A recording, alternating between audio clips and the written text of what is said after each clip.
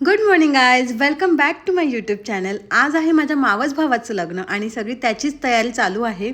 सकाळी मी लवकर उठली, माझं सगळं घरातलं आवरलं आणि मग जसे माझे मम्मी पप्पा आले त्यांच्यासोबत मी पुण्याला जायला निघाले.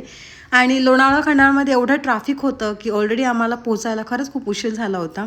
एकतर सगळं एकाच दिवशी होतं, लग्न, हळद, साखरपुडा. तर म्हटलं तर बघूयात साखरपुडा आपल्याला भेटतोय की नाही, पण म्हटलं त्याच्या आधी थोडंसं खाऊन जाऊ, कारण की ट्रॅफिकमुळे आधीच आमचं हेडेक झालं होतं. तर म्हटलं काहीतरी मनासारखं खावं, म्हणून श्रीमंत मिसळ इथे आम्ही थांबलो आणि ह्यांची मिसळ आम्ही टेस्ट केली. गाईज खरंच खूप छान अशी टेस्ट आहे यांची. अगदी म्हणजे मला तर जास्त शब्द नाही सुचते, पण खरंच खूप छान टेस्ट आहे. तुम्ही एकदा नक्की व्हिजिट करा श्रीमंत मिसळ याला, रावेतमध्ये.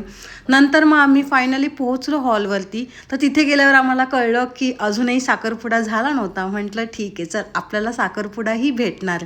मग सगळ्या माझ्या नातेवाईकांसोबत माझं बोलणं झालं आणि मग सगळ्यांशी भेटून खूप मला छान वाटलं. गेले कित्येक वर्ष झालं मी ह्यांना सगळ्यांना भेटली नव्हती आणि आम्हाला सगळ्यांनाच खूप छान वाटलं. मी खूप वर्षांनी भेटते ह्या सगळ्यांना.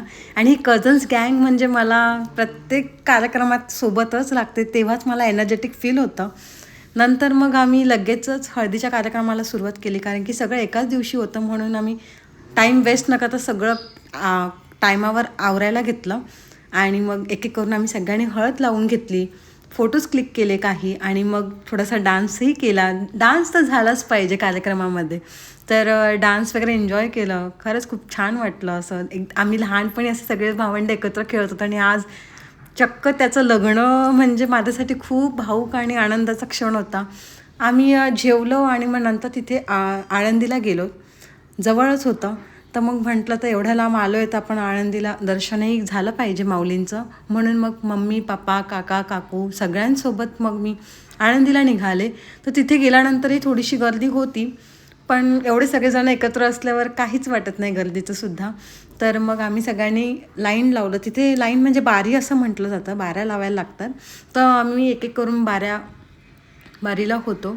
आणि मग फायनली माऊलींचं दर्शन झालं आणि मग मनाला एक वेगळी शांतता भेटली. जेव्हा पण माझं असं अचानक देवदर्शन होतं ना, मला ते एकदम मिरॅकल वाटतं, खूप छान वाटतं. आणि मग आम्ही लगेचच हॉलवर येऊन पोहोचलो. नवऱ्याला जस्ट मंडपात आणलं होतं आणि त्यांचं ग्रँड वेलकम केलं. लग्न अगदी साध्या पद्धतीने पार पाडलं. खूप अशी तामझाम किंवा असं हे नव्हतं. अगदी आपल्या मोजक्या माणसांच्या छान केलं लग्न. नंतर मग लग्न झालं, आम्ही फोटोज वगैरे क्लिक केले आणि लहानपणापासून आम्ही सगळे असे एकत्र खेळलो आहे, भांडलो आहे, खूप मस्ती केली आहे, मजा मस्ती केली आहे. आणि असं त्याला त्याच्या नवीन आयुष्याचा प्रवास सुरू करताना पाहून खरंच खूप भारी वाटत होतं मनाला, की किती पटकन आपण मोठे होतो ना म्हणजे.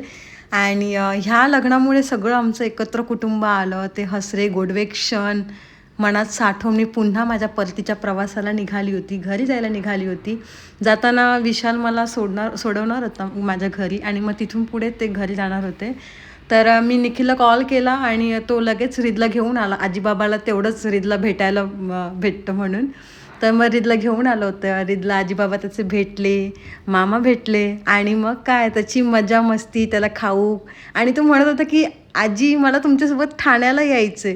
अरे बापरे! आम्ही त्याला ना म्हणजे घेऊन नव्हते गेले मी, कारण की त्याला घेऊन जाणं म्हणजे त्यालासुद्धा त्रास होतो आणि आपल्यालाही त्रास होतो, म्हणून मी त्याला नव्हती घेऊन गेले. तर असा होता माझा आजचा डे. तर भेटूयात आपण नेक्स्ट व्लॉगमध्ये. तोपर्यंत बाय बाय.